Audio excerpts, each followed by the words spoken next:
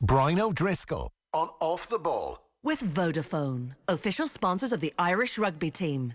Team of us. Everyone in. You're very welcome back to Off the Ball. We are looking forward to the start of the Guinness Six Nations this weekend. Ireland's bid to win a first championship since 2018 will begin in the Welsh capital at the Principality Stadium this Sunday afternoon. Wales have won the last two meetings in the tournament between Ireland and Wales, including a Grand Slam clincher back in March of 2019. Despite that, the Irish pundits have been extremely bullish ahead of this game on Sunday afternoon, including our own Ger Gilroy on OTB AM this week, when he dismissed Wayne Pivac's side as rubbish and said that Ireland should absolutely annihilate them this weekend. There has been some Welsh response this evening to this. In the Irish Examiner, Adam Jones, the former Lions and Wales prop, 100 caps for the Welsh, has responded and said, quote, "I saw some pundit in Ireland saying they should thrash Wales at the weekend. I think that's a bit disrespectful. Actually, it's very disrespectful. Wales were Grand Slam champions just 2 years ago. They got to a World Cup semi-final and still have the majority of the same team. I think it's disrespectful to say we're going to get thrashed by a team which hasn't won a Grand Slam in a while. That sort of thing pisses me off just a little bit." So that's Adam Jones responding to Ger Gilroy. We're now joined by Ireland's most capped player in the Six Nations with 65 appearances, the former Ireland captain Brian O'Driscoll. Brian, good evening to you. Well, good evening. How are you? Yeah, I'm not bad. What's your response to what Adam Jones has said there? I think he's perfectly entitled to a pop back here.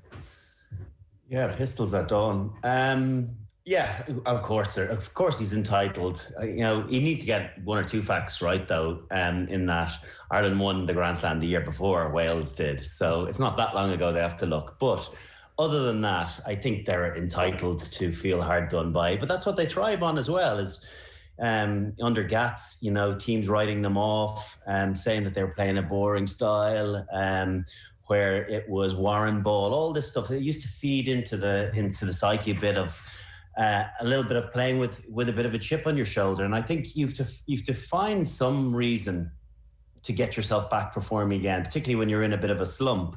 I think you have to use sound bites for motivation. I think you can't rely on the crowd this weekend. And yeah, I suppose anytime someone writes you off or writes your nation off as a player or as a past player, you take it personally. You do. Also, I think with regard to Ger's, comments, sure the Irish camp won't be appreciating it too much, because I'm not sure how many, too many times if we've gone over to Cardiff and annihilated any Welsh team, irrespective of what the forum guide has been in advance of it. And I personally feel as though it'll be much the same again. I think it'll be a close affair. I think they'll be playing knowing that their coaches, tenure is on the line. Some of them will be playing for their international future as well. So that brings out the best in people and produces performances out of nowhere where it's been lacking in the past. So Six Nations rugby is very different than November series. There's something about it that there's an intangible about it that you can't get your head around until you get involved in it. And there's a ferocity to it that there isn't in other games when you play against these nations. So I think it's built up the week brilliantly, and we haven't had the usual kind of grenades from Gats. That's gone. So we're creating them ourselves via our own media, and I suppose we've got to deal with the repercussions of it in the Welsh media too. Yeah, and look, there's been plenty of contributors this week on Off the Ball. Ronan O'Gara was bullish enough about Ireland's chances this weekend. Both Keith Wood and Niamh Briggs expected an Irish victory on Sunday afternoon. And to take the context of this slump, Brian, it's 7 defeats in 10 games since Warren Gatland departed at the end of the last World Cup. Wales and Welsh supporters have been having a go at their team. It hasn't just been Irish pundits lobbing grenades across the Irish Sea here. No, and they have to accept the rationale for the comments. It's not just Irish comments. If we were playing against England, if we were playing against Scotland, you would have similar ex-players and pundits talking the same language, because in reality, since Warren Gatland left after the World Cup in Japan, it's been a steady decline for this Welsh team on the standards that they would expect of themselves. There haven't been that many personnel changes, so something is amiss. perhaps you don't know how good you have it until it's gone. And Gats obviously, did some magical things with that Welsh team for over a decade, winning multiple Grand Slams and Six Nations. Wayne Pivac, via the Scarlets, was the great white hope of a different brand of rugby that maybe the Welsh crowd were hoping that would be a throwback to the greats of Barry John and Gareth Edwards, the exciting Welsh sides that maybe those individuals that winning wasn't enough. They wanted brilliant style of rugby, and Wayne Pivac was the answer to that. But it hasn't quite transpired like they would have anticipated. I do think he's going to need time. But also he needs some of his big players to A, be fit and B, get back into form. You think about the likes of how important Jonathan Davis has been for Wales over the last decade. He had a terrible injury in the World Cup and has been out for a number of months and just playing his way back into form. Alan Wynne-Jones has been out since the November internationals. Is on the wrong side of his mid-30s. So there is going to be this next progression of players needing to come through, but those stalwarts of Welsh rugby really have to turn up for their coach now. And if they do that, Ireland, will have a brilliant game. If they play the way they've played over the last year, understandably, you would anticipate Ireland to get the better of them, because even though Ireland aren't, maybe at a world-beating standard, I feel as though on the back of the last calendar performance, I think Ireland are in a better place across the board. Before we look at the Irish selection options for this weekend, just in terms of Wales, to get your opinion as a former Test centre, it looks like George North could well play at centre this weekend. Josh Adams has picked up a 2-game suspension after his breach of the COVID protocols to go back and see his family, but all indications in the Welsh press are that North could well end up playing at 13 this weekend as opposed to in the back three. Well, obviously he played there against Italy in their final game of the November series. I think there's good and bad, with George North in the centre. At times that there's a feeling in Wales that he's been anonymous in games, that he's gone missing on the wing. So playing at 13 gives him more of an opportunity to get his hands on the ball. I thought in attack he looked aggressive in that Italian game. He carried hard, kind of had a bit of bite about him. But I do feel as though he struggles in defence at times. And, for someone that it's a relatively new system. He's not got the same voice as what he was hearing with Sean Edwards for again, the best part of a decade. He's had a positional switch. So someone that's not playing there week in, week out with a new system in place, I just feel as though there's a bit of a vulnerability to him playing at 13, and I'm sure it'll be something that Ireland will have earmarked. Italy caught them on one occasion, scored a try when they were quite narrow and he played too high. I think, having not been in that position a huge amount over the course of his career, he's got to understand when to press hard and when to play soft. He sometimes get caught between two stools, and good passing teams can get him on the edge. It happened in the Six Nations last year, where I thought Wales got incredibly narrow in their defence. It's the worst I've seen them defensively for again 8, 9, 10 longer years since before Sean Edwards. It just shows what a good defensive coach and a defensive coach that lives and breathes it, what he instills into his team. And that was really missing in them and has been. And obviously Byron Hayward's been replaced with Gethin Jenkins. But with George North, I think it's his 99th cap. He's been around forever. It feels as though he's always been selected, but with no Josh Adams now and with no Liam Williams at fullback through suspension, those big players have to step up in times of need, and Wales really need him at this stage to churn out his best stuff, which we probably haven't seen for a good few years now. The Ireland team will be named tomorrow lunchtime, I think around 12:30, so we have to wait for that. So we can do some speculation about who's going to play where, Brian. Decisions have to be made on this back row, which I'd imagine would be less of a conversation if Caelan Doris wasn't out with his concussion.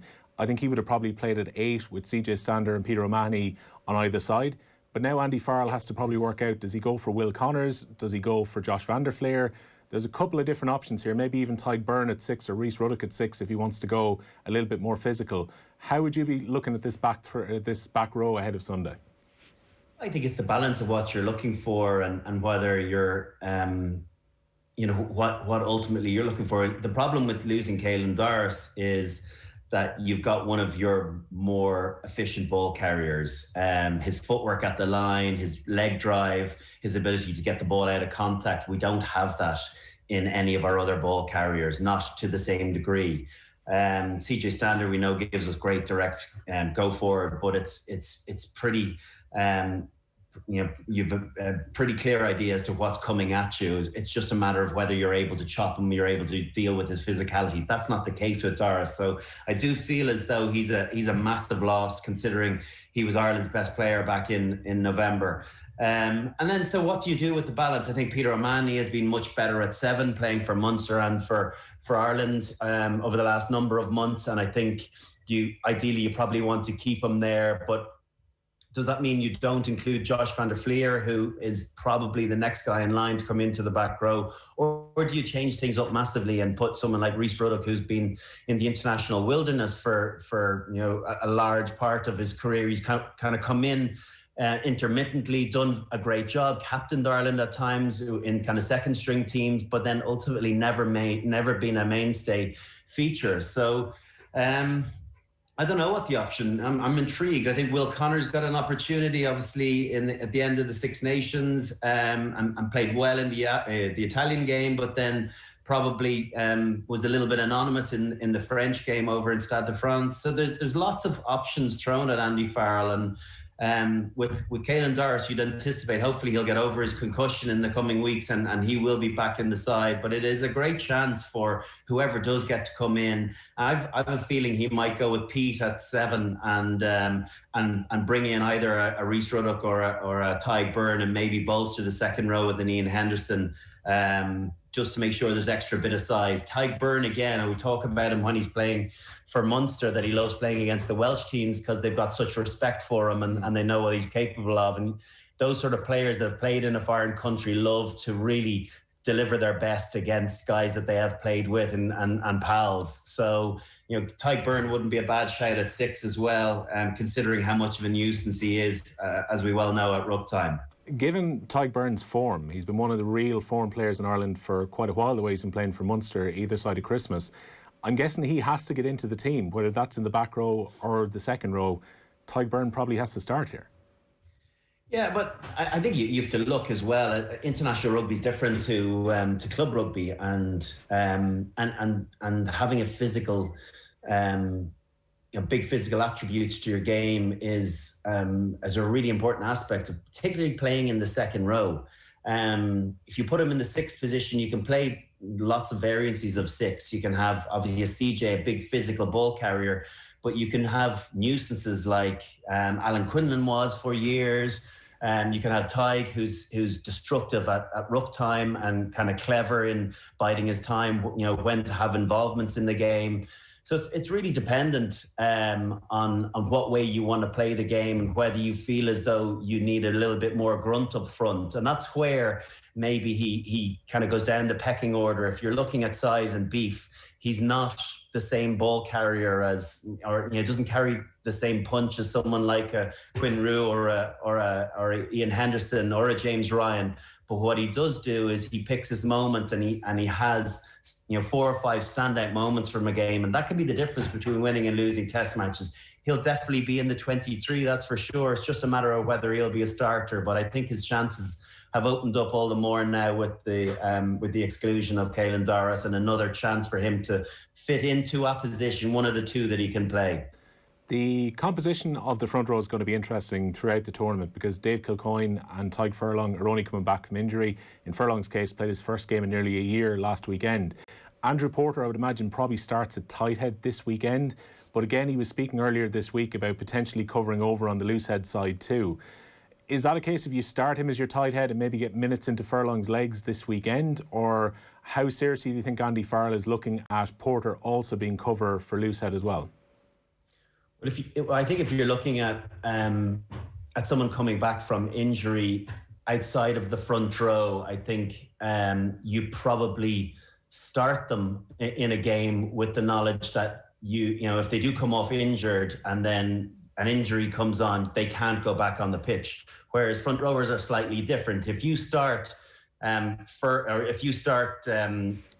Porter and then Furlong comes on and happens to have a recurrence of his injury, at least because of the front row position, you're able to get Porter back on there again. So I would say in the front row position, probably the bench is the place for him to bring an impact and to make sure that he kind of gets 20 minutes or 25 minutes, but you have the card to play that Andrew Porter can come back in for a second innings if needs be. That's not the case in any other position across the park. I think Porter has been in great form. He's been a really important player for Ireland this last year, and we shouldn't underestimate how vital he is to the team. That said, a fully fit Tadhg Furlong is massively important, not only to the Irish scrum, but to ball carrying to an aggressive level that maybe Porter doesn't quite possess.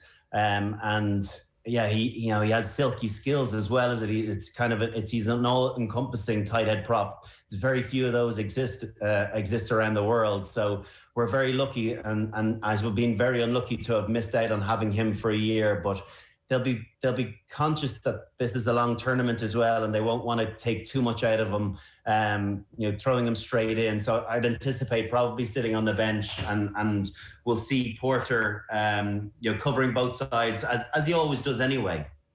They're the forward options that Andy Farrell has to work through for his team tomorrow. We'll look at the backs in a moment. We're talking to Brian O'Driscoll, our rugby coverage on Off the Ball, with thanks to Vodafone, official sponsors of the Irish rugby team of us, everyone in. Brian, I'm going to guess that in all likelihood 9 is Conor Murray, Johnny Sexton's 10, then you've got Ringrose and Henshaw in all likelihood in the centre, and then a decision really to be made at 15, whether that's going to be Hugo Keenan, whether that's going to be Jordan Larmour, Andrew Conway. How do you see Andy Farrell picking his 15 for this weekend? I know that Andy Farrell is a Jordan Larmour fan. He was his 15 that he went to initially after Rob Kearney's retirement in Rugby World Cup in 2019 in Japan. So that was prior to the emergence of Hugo Keenan. In the absence of Jordan Larmour, Hugo Keenan has taken his opportunity, and I suppose you have to look also to the provincial setup where both have been available. Stuart Lancaster and Leo have gone to Hugo Keenan at full back with Larmour on the wing. I feel that Hugo Keenan is probably the go-to guy, considering the aerial issues that Jordan Larmour seemed to have in the Munster game. It's the one aspect of his fullback play that there's still question marks, whereas I don't think you can have those queries around Hugo Keenan. He's kind of a low mistake guy that has a very proficient kicking game, good defender, brave, decent in the air. So I think he just covers that fullback position, all the box ticking a little bit better than Larmour right now. And for me, he's the new starting fullback. To be honest with you, I think he's a better option than Jacob Stockdale. We need to, when Jacob Stockdale gets back and gets fit, we need to get him back on the wing because he'll get more tries from there. His confidence levels will grow. He's not going to have to deal with as many contestable kicks on the wing as he probably will at fullback, albeit he's a great counter-attacker. So I feel as though the jersey going forward is at 15 is going to be between Jordan Larmour if he can sort out that aerial contest, but most likely Hugo Keenan coming into this next World Cup cycle. It just goes to show, doesn't it? 15 years Ireland were blessed by having Gervin Dempsey and then having Rob Kearney afterwards. There was no concern about fullback. And then some of these guys who are coming through are remarkable footballers. On the front foot, Jacob Stockdale and Jordan Larmour will run the ball back at teams, and both seem to like playing at 15. But there's those kind of little skills and bits of their game that they actually have to sculpt and change a little bit to actually be able to play at full back at international level. A learned skill, if Jordan, I think, played a lot of 13, when he was playing in school. Sometimes when you're the best player in the park, you have guys trying to get the ball into his hands as much as you possibly can, and then you progress into underage levels, and then he was catapulted into the Leinster and Ireland setup very quickly. I suppose when you're capable of scoring the try he scored against Munster in his first season, you want to get those X factor players on the park, but it doesn't mean that they don't have some rough edges to them as well, and always have constant work-ons. Jordan, he's not a tiny guy. You know, he might appear to be small, but he's not tiny, and he's pretty chunky. But it's just a timing aspect, and certainly, you know, playing on the wing and his second game back in that Munster game, it'll take time for him to get his timing there too, and you only get that through repetition. You can do all the training you like, you know, hours after sessions, and try and work on your timing there. But that match process is where you really learn your timing, and you have people properly contesting with you. The more repetition he gets there, the better he'll be. But for now, I do think Jordan, as exciting as he is at fullback going forward, I think on the balance of things, Hugo Keenan just offers a little bit more across the full spectrum of skill expectations. So I think he is the guy going forward, and Jordan can still have huge impact, be it coming in at the 15 jersey if you need to add a spark, or if he wants to start on the wing, and there's no doubt he'll potentially vie for the 15 jersey. But for me, the guy in possession is Hugo. Just before we move on to maybe take a look at some of the coaching options that have changed ahead of the Six Nations, James Lowe, we got a bit of a taste of him in international jersey during the Autumn Nations Cup. He goes into his first Six Nations. How much of an impact can James Lowe have on this tournament? Massive as well. I think maybe he was written off a bit quickly in the England game. Yes, it was a game that he probably got marked quite well. There was once or twice it felt as though he could have shown a bit more effort, on the defensive side of things, just maybe attitudinally chasing back once or twice, even if it was if it was a done deal. I think just showing that enthusiasm to chase lost causes, I think, it kind of give confidence to the overall package that you're watching. We know what he's capable of doing, that like no one else in Ireland going forward. That physicality, even Jacob Stockdale doesn't possess that punch in the collision zone. And so to have someone as unique as James Lowe, we're very fortunate, and we will get to see more of it, some more of his good stuff, and also more of the work-ons in the coming weeks and months, and he will get game time, no doubt, throughout the Six Nations. But right now, is he going to be first choice? I'm not entirely sure. With Jacob Stockdale injured, he might get more game time. But Andrew Conway at the same time has done nothing wrong. Anytime it's been asked of him, he's delivered, he's scored tries. So he must be asking, what do I need to do differently? So yeah, it's going to be really interesting viewing what the options they're going to go for in those back three, because if you throw Jacob into the mix, and Shane Daly, who's coming to prominence as well, we've got 6 or 7 really good back three players that are capable of playing different combinations. So I think we'll see a mixture over the course of the next 7 or 8 weeks. Yeah, Keith Earls won't be giving up his spot in the team easily either. One of Earls' former teammates, both provincially and internationally, Paul O'Connell, comes in now as a specialist forwards coach. The feeling is he's going to have very much a focus on the line-out, trying to improve the Irish maul off the back of the line-out as well. But Andy Farrell was saying last week that he feels O'Connell brings a lot more to the party than just that kind of specialist coaching. He says he's going to be probably a big lift for the entire group to bring in his experience and a winning mentality that you would have experienced alongside him as a player. Yeah, he's the sort of person that you love to have around your environment. Even when the Lions, when he was injured in the first test in 2013, having him around, having that wealth of knowledge, that enthusiasm. When he got injured in the World Cup, in his final game, there were the reports of how upbeat he was, even though he knew his tournament was over. So that's the sort of character you're dealing with, the sort of person he is. Add on top of that, a guy that's eloquent in getting his message across.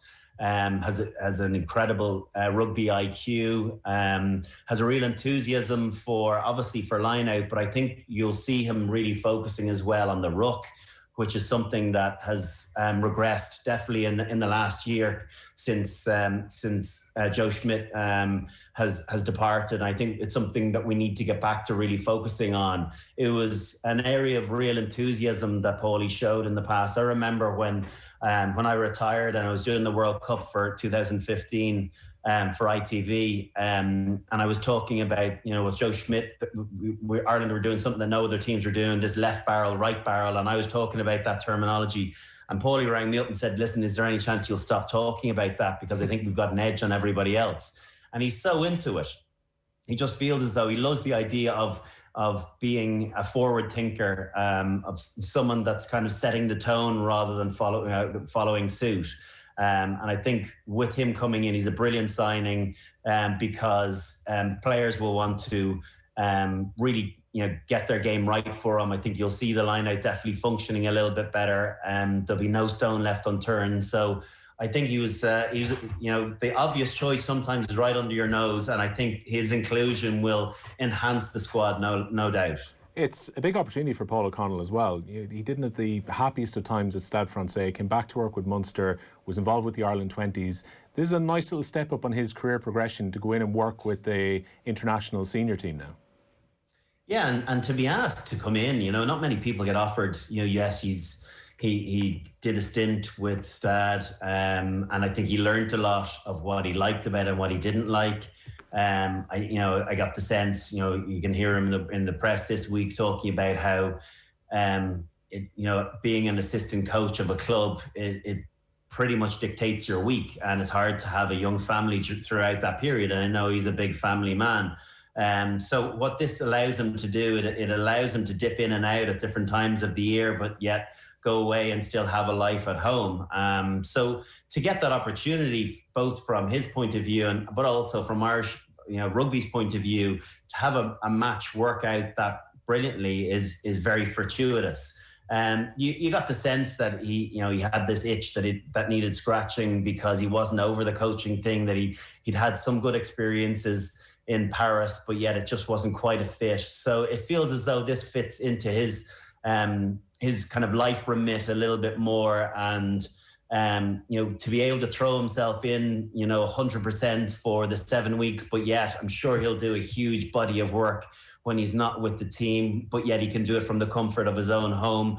All of those things are important to having the balance that he's looking for, allowing him also to do some of his extracurricular work as well. So it's difficult to find that perfect mix, but it looks for now like he's got it. But he's a workaholic, so I'm sure this won't be a part-time gig for him. This will be very much a full-time gig, and will be better for having him involved for sure. And him coming in as a specialist coach frees up Simon Easterby's role a little bit too. He had a pretty wide brief once upon a time. Now I'd imagine he can focus far more on the defensive duties in terms of his coaching, as opposed to having to look at those specialist areas that O'Connell is coming in for. Oh, it was too much for Simon Easterby. It really was. That's there's a big role in being a defence coach alone, and throwing in a forwards coach or trying to focus on the line out. That's 2 or 3 roles, and then probably some ruck work as well in there too. It was an enviable task of what Simon had to do. I'm sure he was getting help from John Fogarty and from Andy Farrell, but nonetheless, to be able to go away and focus solely on defence and have an appetite, like we've seen with Sean Edwards in the past, with Wales, and now with France. Even on the Lions tour with Sean Edwards, he didn't really care what happened with the attack. He just wanted his defence team to get the better of the opposition and concede less points than them, and concede less penalties. And I think you get that opportunity of having this crazy enthusiasm for your role when you're just specifically led into that. And I think Simon, having been tutored by Andy Farrell and watching what Ireland have tried to achieve over the last number of years, will have learned a huge amount and will put his little spin on things and modify things ever so often. So I feel as though he'll be much more comfortable being in an environment, just having one role that he can kind of nail his colours to that mast and that mast alone. We spoke about Wayne Pivac potentially coming under pressure here if Wales were to lose at the weekend. Could Andy Farrell come under pressure if Ireland get off to a poor start in this tournament? Because France are looming in that second game in Dublin. A very good French team, as we saw last season, seem to be improving. Would Andy Farrell come under pressure if Ireland were to lose on Sunday? There's pressure every time Ireland lose, irrespective of who you are. If you get yes, you might be on the back of a victory to your last game, but with Six Nations, and I know it's been spoken about this week, it's a momentum piece. You win, fantastic. You lose, straight away everyone's feeling down, and that if you play Wales this weekend, you're highly unlikely to win the Six Nations. You can't win a Triple Crown. You're not going to win a Grand Slam. So straight away the wind is taken out of your sails.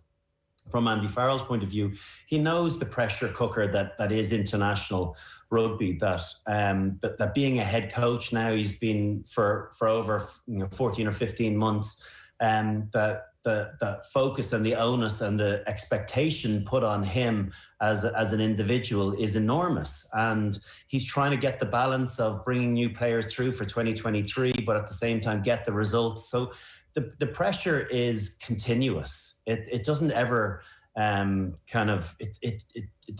valve is never released. It's always on, and it just ratchets up the more if you have defeat upon defeat. We're still on the back of a victory in our final game, albeit some of the performances weren't brilliant, but we've got pretty lofty standards now in Ireland on the back of what was achieved in Joe Schmidt's tenure. So the sense is that the team is going in the right direction, but we'll need another kind of 7 or 8 months to really get to where he wants them to go. But the media and the public can be pretty unforgiving if you don't get results on the way to achieving that game plan. Because it's probably about a consistency of performance now, because Ireland played well against Scotland and Wales at the start of the Six Nations, lost to Twickenham. Then it's such a long wait before the back-end fixtures in the Six Nations and then the Autumn Nations Cup. It's understandable probably to judge that first year through that prism that it was a very disrupted year, but delivery will now be expected. Yeah, it's just a consistency of performance. Isn't that what every team wants? It was just sporadic. Even in victory against Georgia, it almost felt like the most disappointing performance of all, because the expectation was there. They were primed for a good performance, and it was just lackluster, particularly that second half. But there's definitely signs of some really great things. I think we've become an incredibly efficient team in the opposition 22, be it kicking to the corner. We're getting an awful lot of line-out mauls, tries, even though we didn't, we kicked to the corner against France and didn't manage to do it in that crunch moment before halftime. They're still continually going to that. The pick and jam game is really good. There's small little intricate plays to look as though you're doing one thing and then pulling passes out the back. I think we scored one against, was it Scotland early in the Autumn Nations, or maybe it was Wales in Autumn Nations. It's kind of hard to remember which it was, but so there's some of those really great intricate plays and moments of magic that we have shown, and capabilities of where this team seems to want to go, but it's just a matter of putting continuous 80-minute performances together. And I think that's where we as in the media or in the public will generate kind of positivity and comfort and confidence, is even if the occasional defeat, if we continually play better and progress, feels as though we're pulling in the right direction. It just feels sometimes it's 3 steps forward, 2 steps back with some performances. From what you're saying, I'm getting the feeling you're going for an Ireland win at the Principality this weekend. Give me that dreaded score prediction, which Adam Jones can complain about. I think it'll be close. I really do.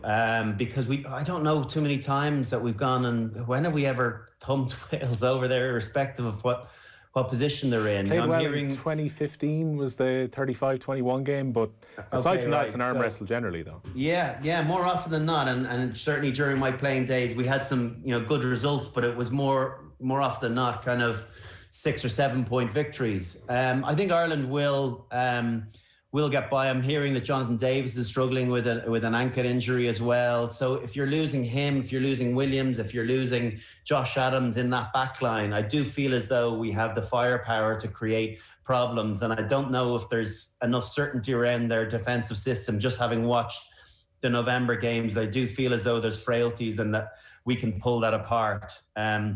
So I do think that Ireland will edge it, but I think it'll only be by 3 or 4 points, because Wales, will really put it to us, considering they're on the back foot and there's huge pressure. And you've got to remember, whatever about the scrutiny in our country, there's another level of scrutiny from the Welsh public and an expectation from them particularly considering the consistency of their performances in the last 11 or 12 years under Gatland. So, be careful of the wounded animal, because they will come out really viciously at us from the off.